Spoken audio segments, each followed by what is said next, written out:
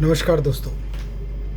छोटी चर्चा ज्योतिष के ऊपर एक श्रृंखला ग्रह और उनके कारक तत्व हमने आप लोगों के साथ आरंभ करी है। ईश्वर का आशीर्वाद है कि जितना वो हमें आशीर्वाद देंगे उस श्रृंखला को उतना ही हम आपके साथ बना के प्रस्तुत कर सकेंगे।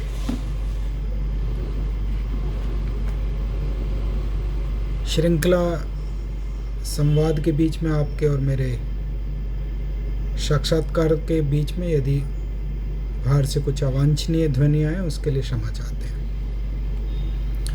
पिछली चर्चा में हमने ज्योतिष में सूर्य के कारक तत्व के ऊपर विचार किया था।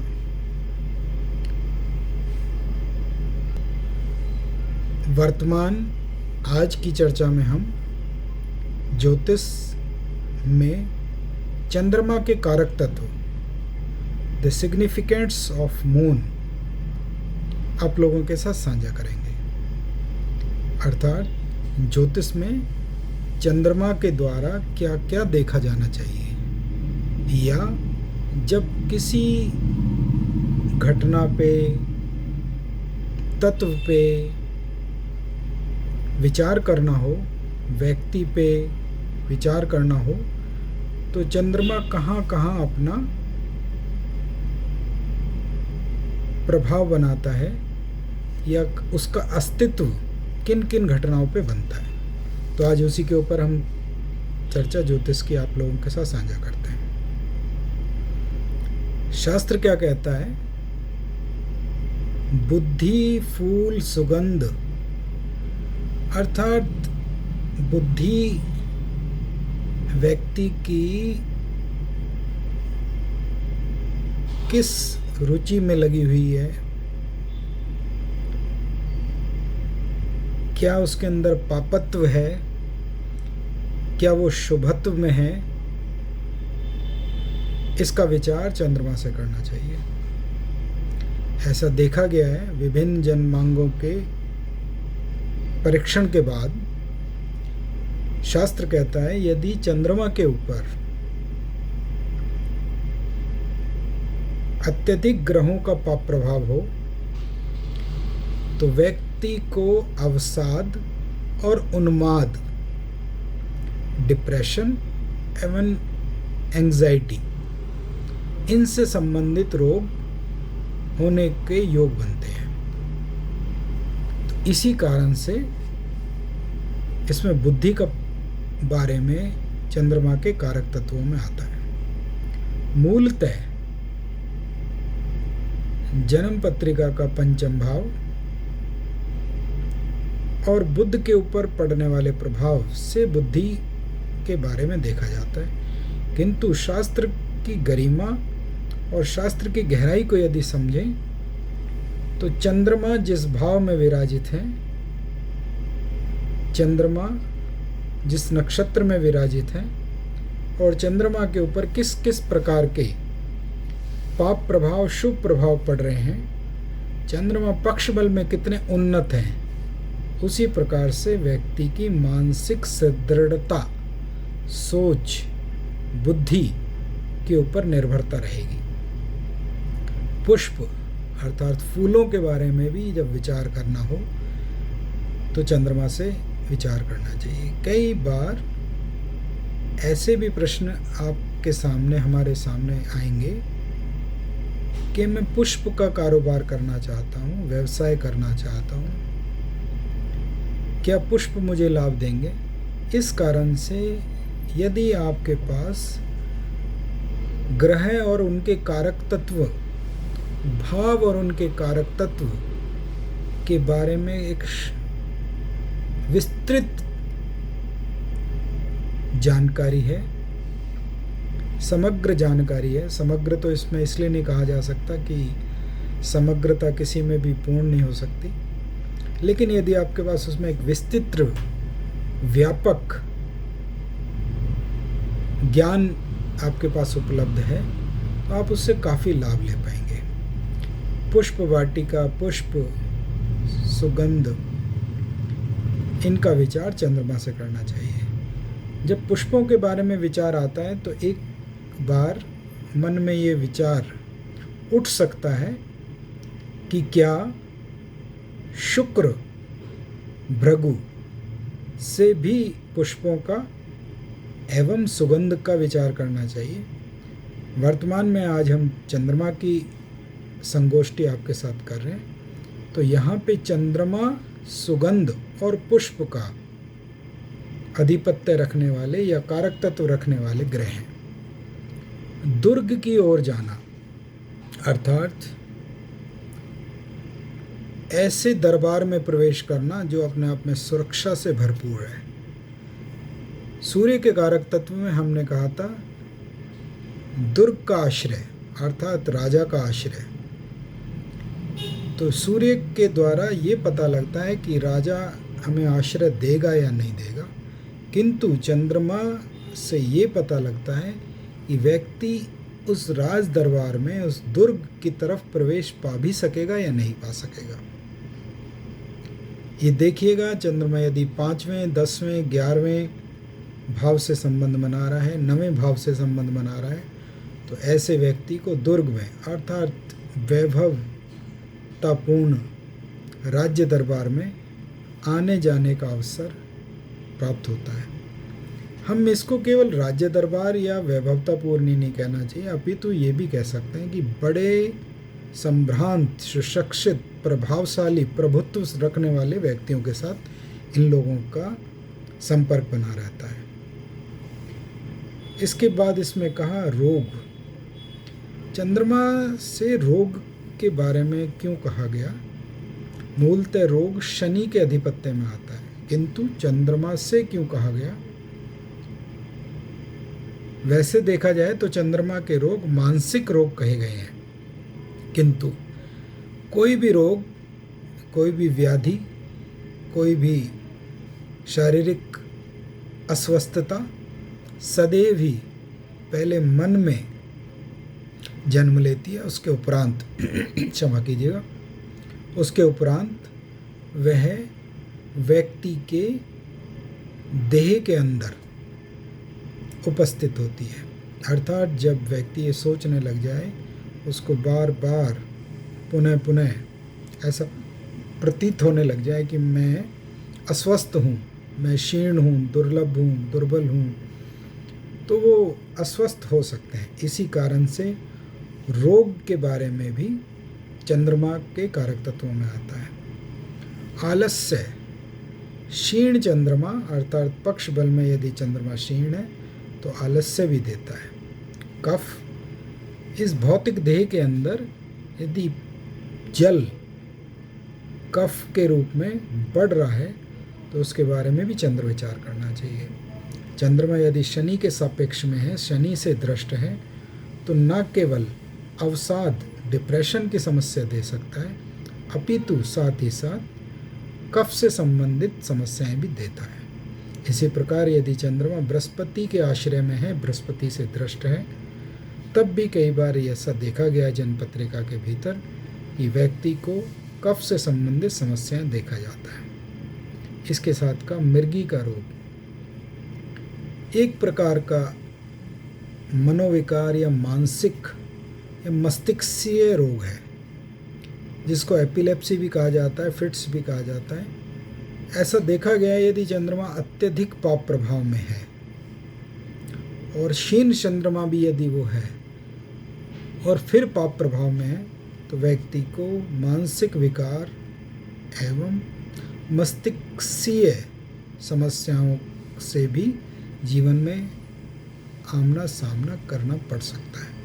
किंतु इसके लिए जन्म पत्रिका का 6ठा भाव लगन और मेष राशि का भी किसी न किसी प्रकार से संबंध होना आवश्यक है। इसके बाद इसमें आता है जो पीलिया अर्थात जॉइंडिक्स के बढ़ने के कारण भी चंद्रमा के अधिपत्य में है। मूलतः यह बृहस्पति का रोग है, किंतु पीलिया भोजन के अंदर उस प्रकार के पदार्थों से जिनको यकृत, लीवर उनका भार उठाने में अक्षम है, उसके कारण से बनने का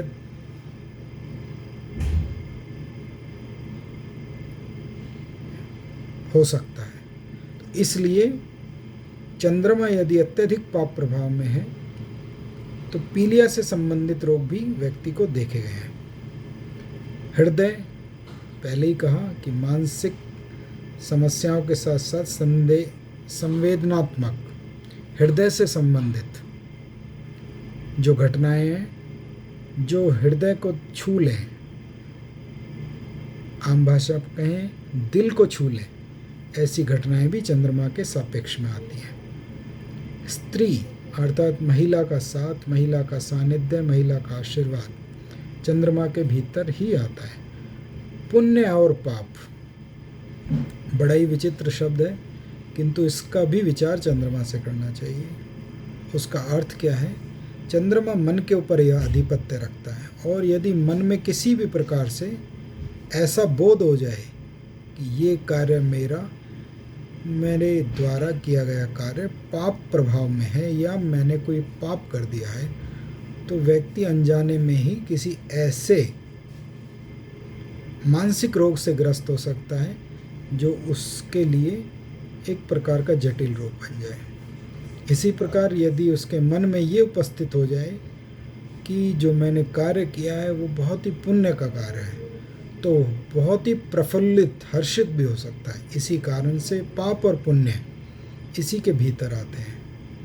नींद और नींद का टूटना, चूँकि चंद्रमा मन के ऊपर आधिपत्य रखता है, तो निद्रा एवं निद्रा का टूटना भी चंद्रमा के अधिपत्य में आता है। सुख और सुख की प्राप्ति, चूँकि सुख सदैव ही देह को मिले, उससे भी आवश्यक है सुख मन को, चित्त को, हृदय को प्राप्त हो। कई बार ऐसा देखा गया है कि व्यक्ति कठिन परिस्थितियों में भी सदैव ही प्रसन्न चित्त रहते हैं, तो वही उसके सुखों की प्राप्ति है। और कई बार ऐसा भी देखा गया है कि वैभवतापूर्ण जीवन, विलासितापूर्ण वाहन, बड़े दुर्ग के अंदर भी, बड़े महल के अंदर भी व्यक्ति दुखित मन से रह सकते हैं, विचलित मन से रह सकते हैं। अर्थात सुखों का कारक भी चंद्रमा है। जलीय पदार्थ, अभी कुछ ही दिनों पहले एक व्यक्ति परामर्श हेतु हमारे पास आए। प्रश्न लग्न में और जन्म पत्रिका में, दोनों में ही चंद्रमा का व्यवसाय से संबंध, प्रगाढ़ संबंध बन रहा था। चूँकि इससे पहले जो उनका कार्य था, वो कार्य भी वर्तमान स्थिति में कुछ समस्याएं दे रहा था और वो अपने कार्य को बदलना भी चाह रहे थे। चूँकि चंद्रमा से संबंध बना, तो जलीय पदार्थ, दुग्ध पदार्थ, तरल पदार्थों से उसका कार्य बनना चाहिए। उनको परामर्श दिया गया कि आप इस प्रकार से यदि इस पर विचार करेंगे और किसी महिला, प्रभावशाली व्यक्तित्व की महिला का सहयोग लेंगे, तो हो सकता है आपका ये कार्य बन जाए। ईश्वरीय आशीर्वाद से उन्होंने प्रत्युत्तर भी बड़ा सकारात्मक दिया। उन्होंने कहा, मैं इसी के ऊपर विचार कर रहा हूँ और बहुत ही जल्दी हम एक बड़ा व्यापक रूप में दुग्ध का कार्य, दूध का कार्य करने वाले हैं। तो यहाँ पे जलीय पदार्थ, तरल पदार्थ और दूध के कार्यों से संबंधित भी चंद्रमा ही बताता है। चांदी अर्थात जो भी चांदी का कार्य है वह चंद्रमा के अधिपत्य में आता है। गन्ना, जो शुगर केन कहा जाता है, गन्ना कहा जाता है, वे भी चंद्रमा के अधिपत्य में आते हैं। व्यक्ति यदि बड़ा सामान्य तरीके से पूछे तो गन्ना केवल गन्ना ही है, लेकिन कई जगह देखें तो गन्ने का कारोबार, गन्ने का व्यवसाय, शुगर केन का व्यवसाय बहुत अधिक है। उसके कारण से मिष्टान, चीनी, मीठा, शक्करा ये सब बनता है और पूरा संसार इस मिठास पे ही चल रहा है। सर्दी का बुखार या शीत ज्वर, दो प्रकार के ज्वर होते हैं, एक ताप ज्वर और एक शीत ज्वर। यदि शीत ऋतु के कारण से या शरीर के अंदर, भौतिक देह के अंदर कफ के कारण से यदि कोई बुखार आएगा, ताप बढ़ेगा, तो सर्दी का बुखार है और वो चंद्रमा के कारण से हुआ। यात्रा का सुख भी चंद्रमा प्रदान करता है। कुआं अर्थात कुएं का अर्थ यहाँ थोड़ा सा व्यापक रूप में लेना चाहिए। ऐसा कार्य जिसके द्वारा जनता, जन सामान्य को लाभ मिले और वो आपके लिए प्रशंसा करे। इसी कारण से चौथा स्थान, जन्म कुंडली का चौथा स्थान और चंद्रमा, जनता का सहयोग। राजनीतिक लोग अधिकांश ये प्रश्न करते हैं कि क्या मेरा राजनीतिक भविष्य किस प्रकार से है। राजनीतिक भविष्य दो प्रकार से देखना चाहिए।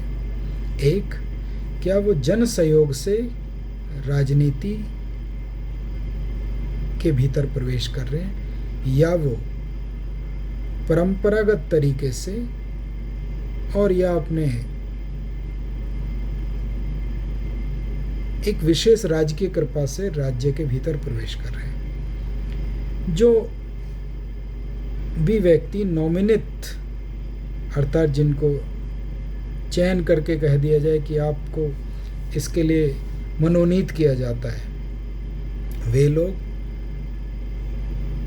वो प्रत्यक्ष रूप से राजनीति ना करके अप्रत्यक्ष रूप से राजनीति में प्रवेश करते हैं। किंतु यदि चंद्रमा बलवान है, चतुर्थ स्थान बलवान है, चतुर्थ के स्वामी बलवान है एवं शनि बलवान है, तो व्यक्ति जनता के सहयोग से राजनीति के भीतर प्रवेश करता है।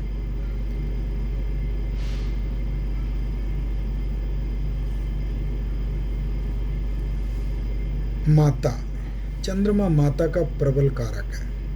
कहीं कहीं शुक्र को भी माता कहा गया है। दिन और रात के जन्मों के कारण से इसमें अंतर आता है। यदि जन्म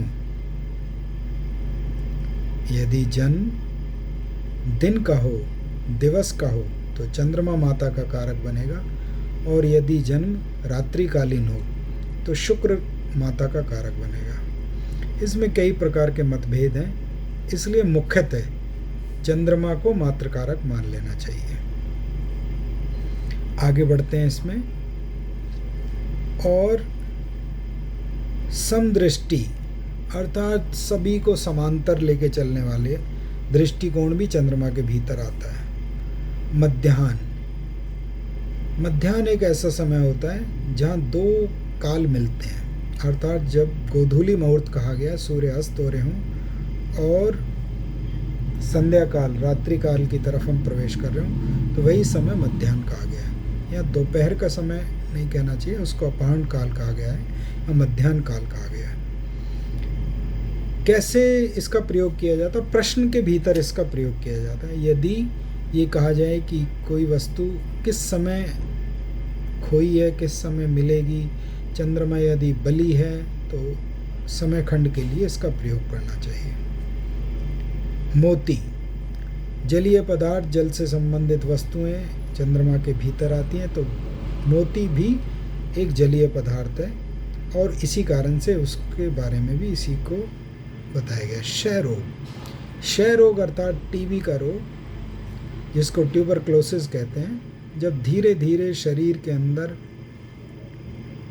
ऐसे विकार बढ़ते हैं कि व्यक्ति जल्दी बीमार होने लग जाए, कुपोषण के कारण से समस्याएं उत्पन्न हो, तो क्षय रोग होने के अत्यधिक योग बनते हैं। यद्यपि वर्तमान स्थिति में क्षय रोग बहुत कम है, किंतु फिर भी अभी भी इस प्रकार से देखने को मिला है कि कुछ लोगों को टीबी के नए रूपों का लक्षण देखने को मिलते हैं। पहले टीबी एक सामान्य तरीके से हृदय के भीतर देखी जाती थी, अब हड्डियों के भीतर भी टीबी के कई लक्षण देखे जाते हैं। इसलिए यदि चंद्रमा पीड़ित है तो टीबी के रोग होने के, ट्यूबरक्लोसिस के रोग होने के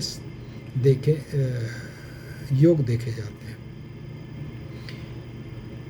छोटा कद, जैसे सूर्य उसी प्रकार से चंद्रमा, इनके कद लगभग छोटे ही कहे गए। मन की शक्ति, मानसिक शक्ति के बारे में भी चंद्रमा का ही कहा गया। बावड़ी, पानी भरने का स्थान, जहाँ जनता पानी भरती हो, अपना पानी भर के इस्तेमाल करे, जल भर के इस्तेमाल करे, जन समुदाय के लिए पानी का इस्तेमाल करने की जगह जो बनाई जाए, उसके बारे में चंद्रमा से विचार करना चाहिए। हीरा, अर्थात जो भी मूल्यवान वस्तु है, विशेषकर हीरा, उसके बारे में चंद्रमा से विचार करना चाहिए। मन के अंदर विचार कौंधता है कि शुक्र से क्यों नहीं, जब शुक्र का खंड पढ़ेंगे, जब देखेंगे।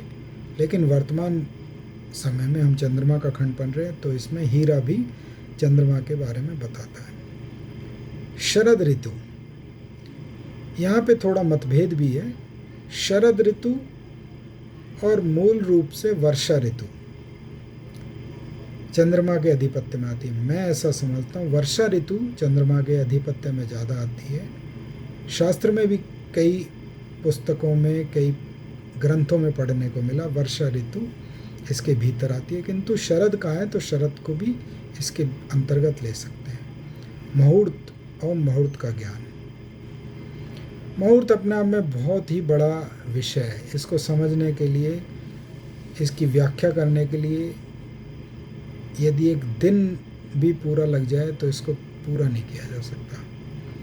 बस इतना कहना चाहेंगे कि मुहूर्त एक अच्छे समय का चयन है, अर्थात चंद्रमा ये बताता है कि कौन सा समय अच्छा चल रहा है और कौन सा समय प्रतिकूल है।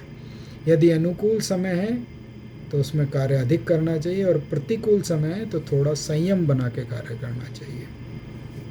चेहरे के ऊपर आने वाली कांति, अर्थात जो मुखमंडल के ऊपर जो चमक दिखाई देती है, वह भी चंद्रमा से दिखाई देती है। जितना चंद्रमा पक्ष बल में उन्नत होगा, शुभ ग्रहों से द्वारा देखा जाएगा, व्यक्ति के चेहरे के ऊपर, मुखमंडल के ऊपर उतनी ही कांति छुपी होगी। गौरी की भक्ति, पिछले खंड में हमने कहा था शिव भक्ति सूर्य से देखनी चाहिए। स्त्री और पुरुष राशियों का फर्क आता है, इसी प्रकार से गौरी की भक्ति अर्थात देवी की भक्ति चंद्रमा से देखनी चाहिए।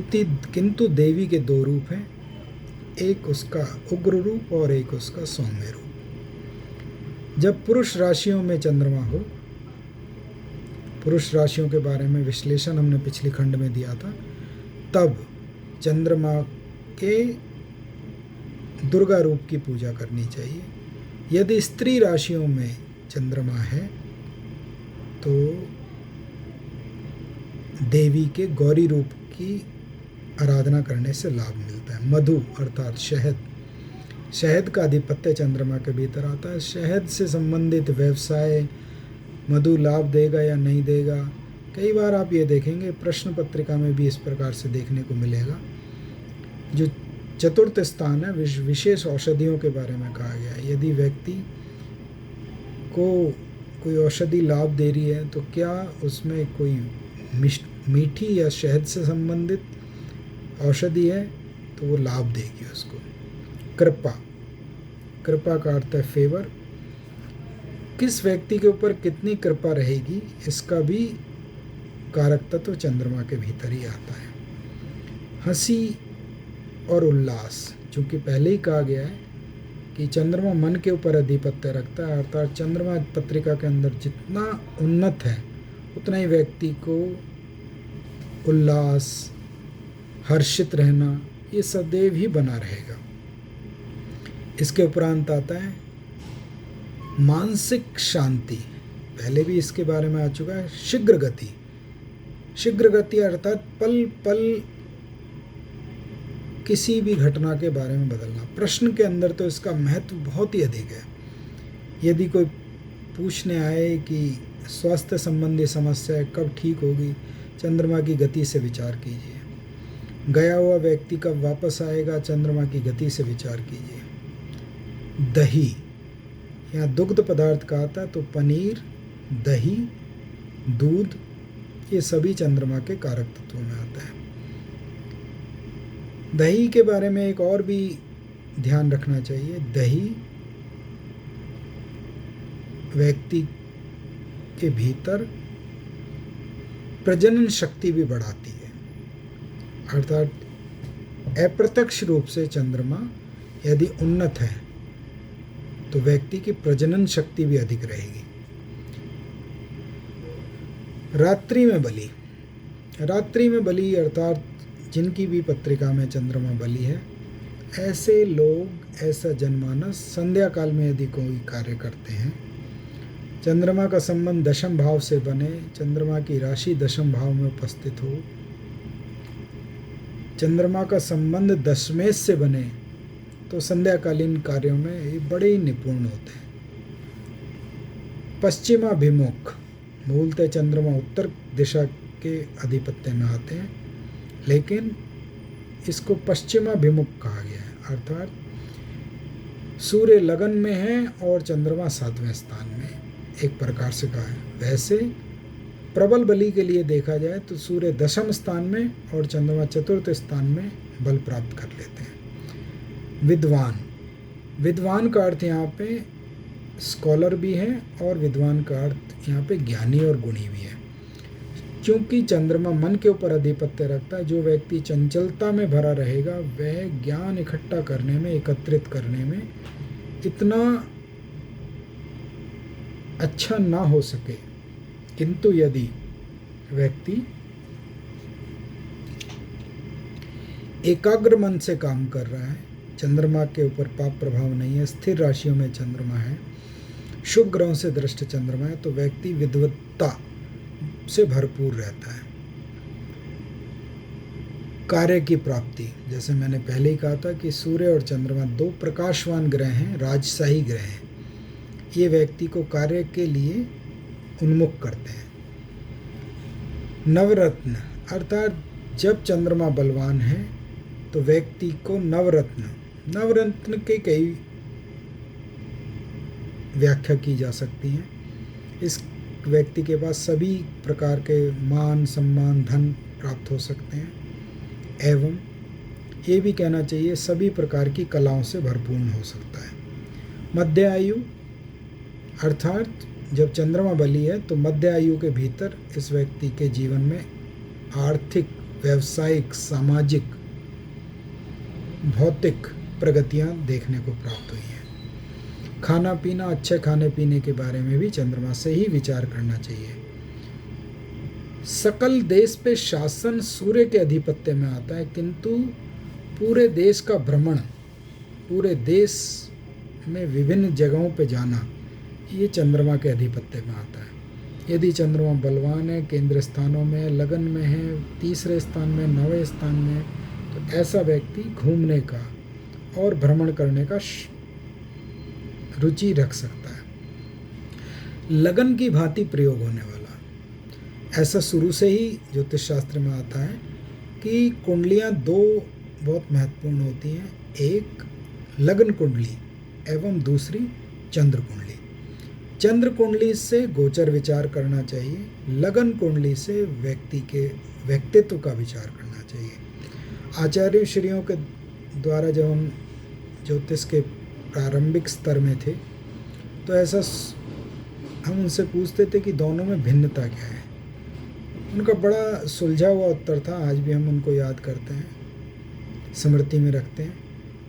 वो ये कहते थे, यदि व्यक्ति कैसा होगा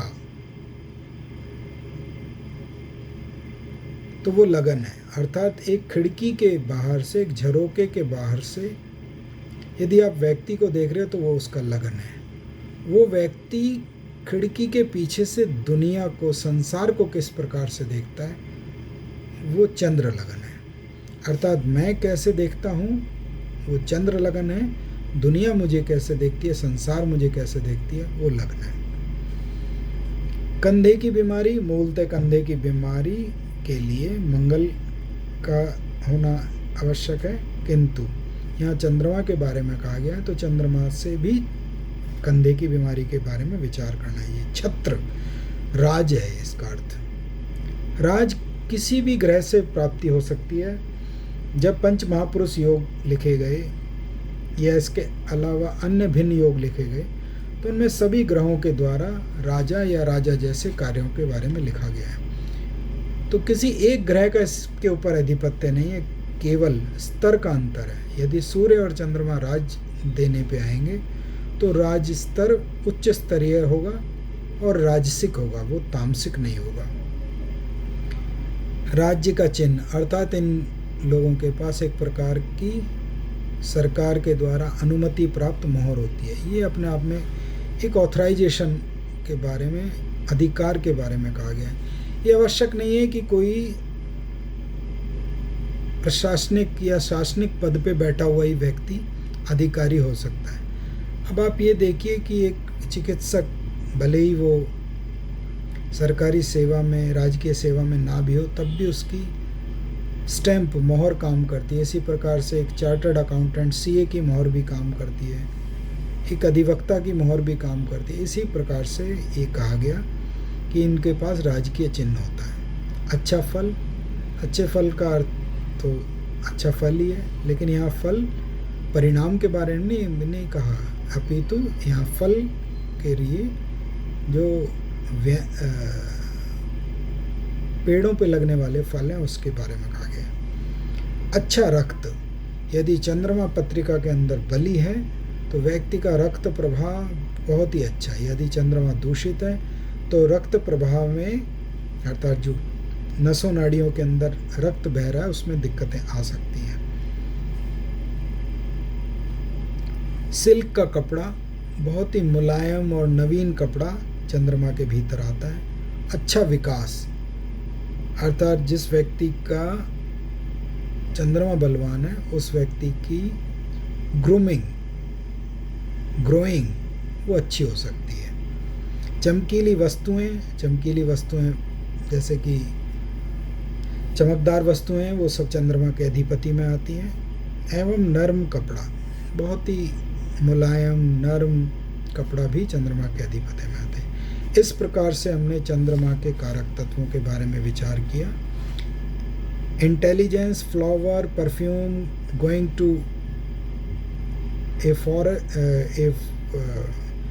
to a fort, disease, laziness, heart, women, acidity, happiness, liquid आदि इत्यादि का विचार हमने आप लोगों के साथ किया। छोटी चर्चा ज्योतिष में आपने भाग लिया। आज हमने चंद्रमा के खंड के बारे में आपसे विचार किए। यदि आपको ऐसा लगता है कि इसके माध्यम से आपके ज्योतिषीय ज्ञान में वृद्धि हो रही है और किसी ग्रह के कारक तत्वों को समझने में आपको लाभ मिल रहा है कि हमें किस चीज़ से, किस ग्रह से, किन किन वस्तुओं का, किन किन व्यक्तियों का विचार करना चाहिए एवं किन भावों से किस चीज़ों का विचार करना चाहिए, अगले खंडों में आएगा ही। तो आप चैनल को पसंद कीजिए, लाइक कीजिए, साझा भी कर सकते हैं, अर्थात शेयर भी कर सकते हैं, सब्सक्राइब भी कर सकते हैं। आपका एक छोटा सा लाइक, आपका एक शेयर और कार्यक्रम को पूरा देखने से हमारे लिए बहुत ही सहयोग और ऊर्जावान बनाता है एवं पूरे कार्यक्रम के किस खंड में आपको किस चीज़ की प्राप्ति हो, इसका भी कोई पूरा अनुमान लगाया नहीं जा सकता। जब हम ज्योतिष की प्रारंभिक कक्षाओं में हमने प्रवेश किया, ज्योतिष तो अपनी आयु के लगभग 10 वर्ष से हमने आरंभ किया था, लेकिन फिर धीरे धीरे मेरे जो ब्रह्मलीन गुरुजी थे उन्होंने कहा कि आप एक चरणबद्ध योजनाबद्ध तरीके से ज्योतिष को पढ़िए। तो कई बार कई ऐसी पुस्तकें भी ली जिनको ऐसा लगा कि इतनी बड़ी पुस्तक को पढ़ेगा कौन। इसको कंठस्थ कौन करेगा, इसको समझेगा कौन, सोचेगा कौन। तब ब्रह्मलीन गुरुजी ने ये कहा कि हो सकता है इतनी पूरी पुस्तक में आपको कोई ऐसी विशेष बात ना मिले, लेकिन किसी पृष्ठ पे आपको एक ऐसी बात भी मिल जाएगी जो आपके लिए बहुत ही लाभकारी रहेगी। आज उसी विचार को मैं आपके साथ साझा कर रहा हूँ कि हो सकता है हमारी पूरी व्याख्या के अंदर, मेरा ये उद्देश्य रहता है, ध्येय रहता है कि पूरी व्याख्या ही सारगर्भित हो और आपको लाभ दे सके, किंतु यदि पूरी व्याख्या में एक दो शब्द भी आपके लिए लाभकारी रहे तो मेरा ये व्याख्यान सफल रहेगा। इसके लिए पूरी चर्चाओं को देखिए, शेयर कीजिए, सब्सक्राइब कीजिए, लाइक कीजिए। धन्यवाद। इसके बाद मंगल और उसके कारक तत्वों में आप लोगों के साथ चर्चा को पुनः बनाए रखेंगे एवं नक्षत्रवार फल भी आप लोगों के साथ जल्दी ही साझा करेंगे।